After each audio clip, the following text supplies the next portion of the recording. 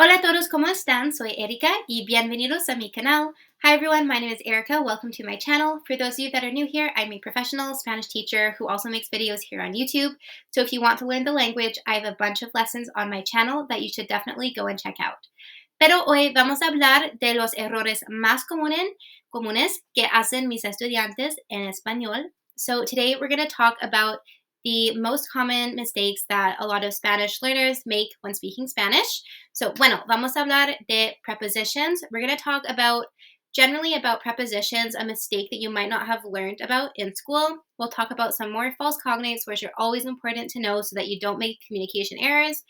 Mistakes that people make when talking about their occupation, and then the overuse of personal pronouns. So this video is probably going to help you because it is going to allow you to sound a lot more fluent.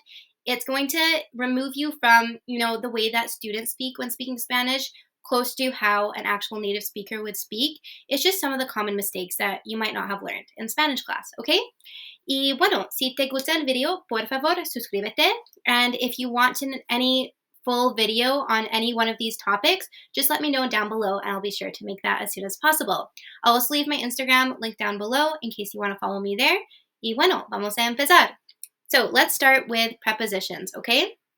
So what I'm going to talk to you today is about prepositions or some verbs that you might be using the wrong preposition, and then verbs where prepositions are not needed at all, okay? So we're going to go to soñar. So soñar means to dream, and you might think it's soñar de, right? Dream of. Pero en español se usa con. So soñar con.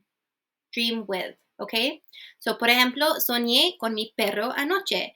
I dreamt about, pero it's con, okay? I dreamt maybe with my dog last night. Soñé con mi amigo anoche. I dreamt about my friend, okay? So we need to use the verb con and not de. Okay, we have pensar. So with pensar, you can use de or you can also use en, but there's a different meaning for both. So if we say pensar en, it means to think about something or someone. So por ejemplo, pienso en mi perro. I think about my dog. I'm thinking about something, okay? Pensar de is when you want to give an opinion. So I say, ¿qué piensas de eso? What do you think about this? I'm asking for your opinion, okay? So en, if you use pensar en, is to think about something or someone. Pensar de is to give an opinion. All right, the next thing we have casarse con. So I think people, they might make the mistake casarse a, like get married to. Pero en español, it's casarse con, get married with, okay? So, por ejemplo, me caso con el amor de mi vida. I'm getting married con, okay? Not me caso a, I'm not getting married to. Me caso con, all right? These are just good to remember. Now let's go to verbs where prepositions are not needed. So, the first one we have is buscar, which means to search or to look for. There is no preposition needed after the verb, so you can just say estoy buscando mi perro, estoy buscando, or busco mis llaves, por ejemplo, okay? There's no preposition. Incorrectly, you might say estoy buscando a mi perro, or you might say estoy buscando por. That's incorrect. There's no preposition. You just say estoy buscando, I'm looking, whatever it is you're looking for, okay? The next thing we have pedir, which is to ask for or to order. So pido ayuda a Clara. So there's no preposition after pido, okay? It's not necessary. We do have a, but that's because it's like entirely separate, okay? There is a preposition in the sentence, but it's because you're asking help. It comes after the verb help, okay? Nothing to do with the verb pedir. So pido mis llaves. I'm asking for my keys. There's no preposition there, okay? If you're ordering something, pido un pastel, okay? Pido un pastel. I'm asking, in English, for a pastel or for a dessert or cake, okay? So do not use pido por ever, okay? It's incorrect and it's not necessary. Next, we have intentar, which means to try. So again, no preposition. Intento bailar salsa. I'm trying to bailar, to dance salsa, okay? You might use intento a or intento de. Incorrect, not necessary, okay? If you look here with intentar, you might also know that tratar de also means to try. So with tratar, there's obviously a preposition there with de, but with the verb intentar, no preposition, all right? Okay, let's jump into false friends, which are false cognates. And if you make a mistake with these, sometimes it can be kind of embarrassing or just confusing in general.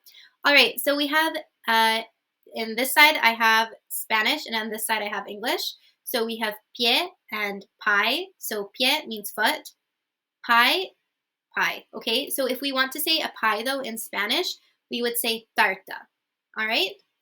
Okay, we have carpeta and carpet. So carpeta in Spanish is actually the folder that you would put documents into.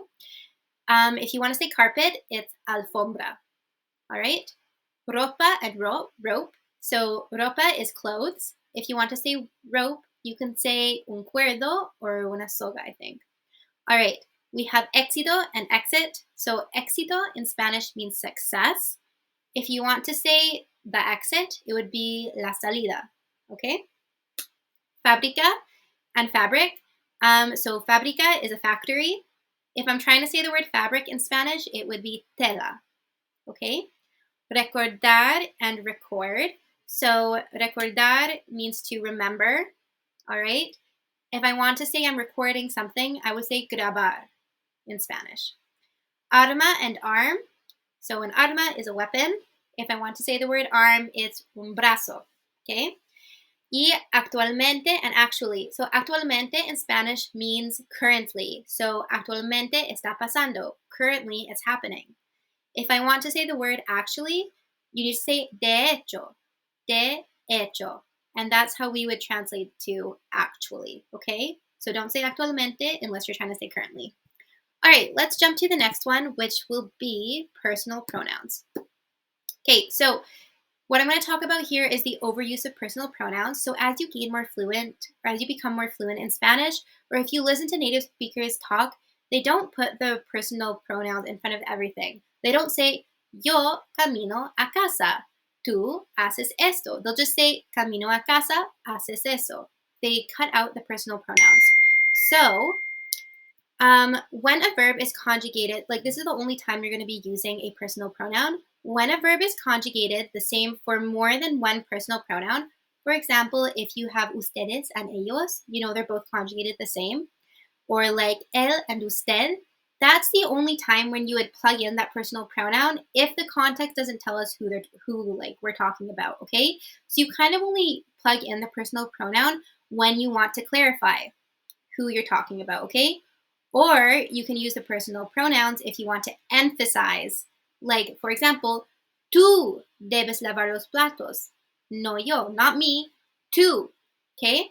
Or, for example, I say él, like he tiene que ir al hospital. He needs to go to the hospital. So if I want to like emphasize who I'm talking about, I will say the personal pronoun, okay? Or it might be just to clarify. Otherwise, when you're talking in Spanish and as you gain fluency, I would recommend try just to not put it in. Like you can put it in just to like in your head or to practice, but as you get more fluent, stop saying yo, tú, él, ella, like in every sentence because it's just not necessary, okay? It's only like necessary at the beginning to clarify. I guess kind of like in English when we have good writing, you don't always put the person's name. You might use other pronouns. Okay, let's go to occupation, the last one really quick. So articles and occupations. So when you're talking, when you have the verb hacer, so which is to be, you don't have the article after. So for example, I don't say soy una profesora. I say soy profesora. There's no una, okay? There's just soy profesora. Eres estudiante, es doctor. There's not eres un estudiante or es un doctor. Not necessary, okay?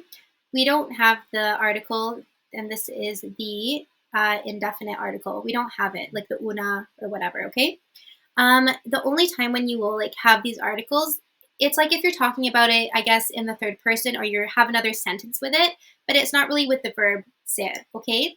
So for example, la estudiante lee, like the student reads, or un estudiante lee, a student reads, or el ingeniero trabaja, the engineer works, okay? So it's basically just with the verb ser, you're not really going to have those indefinite articles, okay? So soy profesora, not soy una profesora. All right? Okay, if you enjoyed this video, please let me know. Give it a thumbs up, leave me a comment down below, and I'll see you in the next one. Adios todos!